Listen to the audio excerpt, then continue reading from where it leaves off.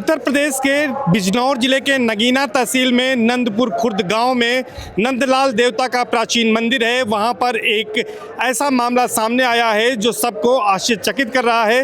दरअसल इस गांव में जो प्राचीन मंदिर है वहां पर 5 दिन पहले एक कुत्ता हनुमान जी और माता दुर्गा के प्रतिमा के परिक्रमा कर रहा था और लगातार वो बिना रुके इस तरह की परिक्रमा करता रहा, जिसको लेकर वहां पर कौतूहल का विषय बन गया और लोग उसको देखने आने लगे।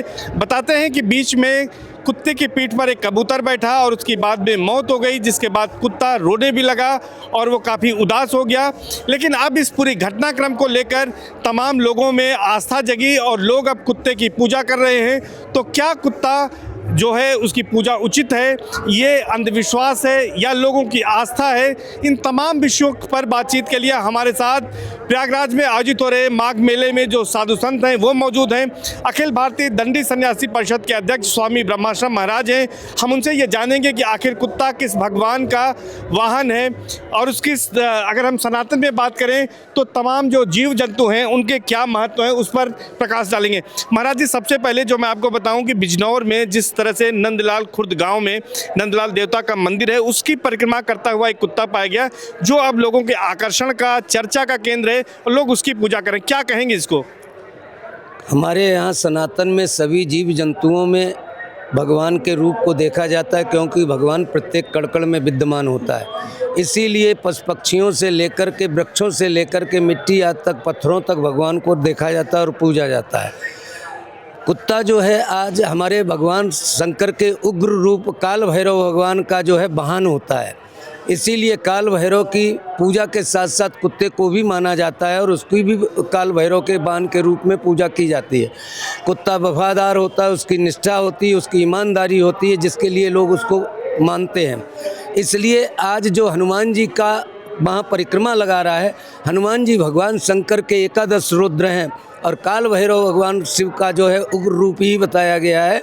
इसलिए कुत्ता वहाँ पर जाकर के जो कर रहा है ये हमारी पौराणिक मान्यताएं हैं और इसीलिए प्रत्येक सनातनी की उसमें आस्था और श्रद्धा प्रकट होती है और उसी आस्था श्रद्धा के द्वारा हर कोई उसको देखता है। बिल्कुल, उसी श्रद्धा से देख रहा है। एक बड़ी बात आपने बताई कि काल भैरव का वाहन जो है श्वान है यानी कुत्ता है और हर जीव में सनातन में भगवान यानी ईश्वर का वास माना गया है और ये उसी रूप में महाराज जी बता रहे हैं, देखा जा रहा है। महाराज जी, ये जो पूरी घटनाक्रम है आपने भी सुना, इसको किस रूप में देखते हैं? या आस्था है, विश्वास है या अंधविश्वास है? देखिए, हमारे यहाँ शास्त्रों में जैसे भरत राजा थे तो वो भरत मुनि बने, लेकिन उनकी आसक्ति मृग में गई तो अगले जन्म में वो मृग योनि में पैदा होते हैं। लेकिन फिर भी वो झरने का पानी पीते हैं, सूखा पत्ता खाते हैं और एकादशी व्रत रखते हैं। तो हमारे यहाँ चाहे पाषाण हो, चाहे वृक्ष हो, चाहे कोई भी जीव जंतु हो, सब में ईश्वर का वास होता है और ये पूर्व जन्मों का सुकृत है।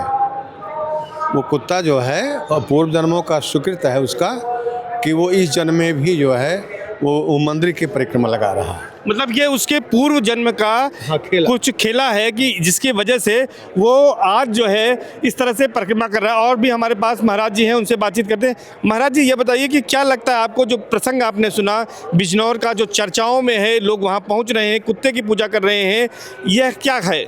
हमारे सनातन धर्म में देखो, जीव जंतु तो हैं ही हैं, पशु पक्षी भी हैं, लेकिन पेड़ पौधे, घास फूस सबकी पूजा होती है। तो कुत्ता तो हमारा जो भैरव जी का वाहन है वो तो पूजनीय है ही है। अगर वो कर रहा तो उसके अंदर कोई आस्था आई है, कोई अंदर शक्ति पैदा हुई है, वो परिक्रमा कर रहा है। अच्छा, कुत्ते को तो पालते भी है घर में और सबसे वफादार होता है महाराज जी? बिल्कुल, कुत्ता सबसे वफादार कुत्ता ही होता है जी।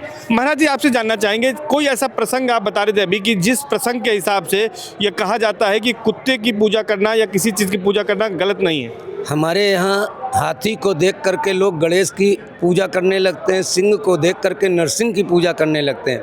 एक बार एकनाथ जी महाराज गौमुख से जल लेकर के, कावड़ लेकर के रामेश्वरम में चढ़ाने के लिए जा रहे थे। रामेश्वरम से 40 किलोमीटर पहले एक गधा पानी के जल के अभाव में अपने प्राणों को त्यागने के लिए तड़प रहा था। एकनाथ जी ने उस गधे में भगवान रामेश्वरम का दर्शन किया और अपनी कावड़ का जल निकाल करके उस गधे के मुख में डालना प्रारंभ कर दिया। उनके तमाम लोगों ने वहाँ पर एकनाथ जी को दुत्कारना शुरू किया कि तूने इतनी मेहनत करके भगवान रामेश्वरम का जल इस गधे में डाल दिया। एकनाथ जी का हृदय एकदम से विदीर्ण हुआ और जैसे ही भाव प्रकट हुआ तो उस गधे के अंदर से भगवान रामेश्वरम प्रकट हो गए और उसी जगह वहाँ पर उनको दर्शन दे दिया। तो ये हमारी भाव की प्रधानता होती है। जो जिस भाव से देखता है उसको उसी रूप में परमात्मा प्राप्त हो जाता है। जाकी रही भावना जैसी, प्रभु मूरत देखी तिन तैसी। मतलब इसे हम अंधविश्वास नहीं कहेंगे बल्कि आस्था कहेंगे आपको। और श्रद्धा का ही ये केवल एक विषय है, अंधविश्वास नहीं है। जो भी व्यक्ति उसको देख रहा है, उसको पूजा कर रहा है, वो आस्था और श्रद्धा को लेकर के ही कर रहा है। ये महाराज जी आखिरी कमेंट आपसे लेंगे, आस्था और श्रद्धा है या अंधविश्वास है, क्या कहेंगे? नहीं, आस्था और श्रद्धा है। आस्था और श्रद्धा है। महाराज जी आप क्या कहेंगे? बिल्कुल श्रद्धा है। ये श्रद्धा है। तो निश्चित तौर पर महाराज जी ने बताया कि कुत्ता जो है यानी कि श्वान, वो भी है भगवान भैरव का वाहन है।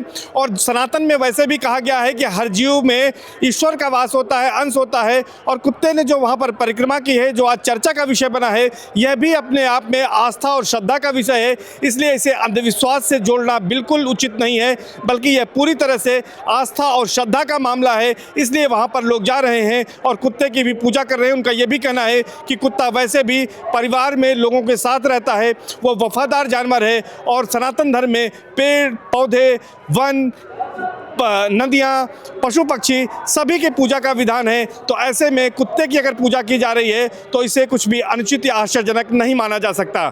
सर्वेश दुबे, न्यूज़ 18 प्रयागराज।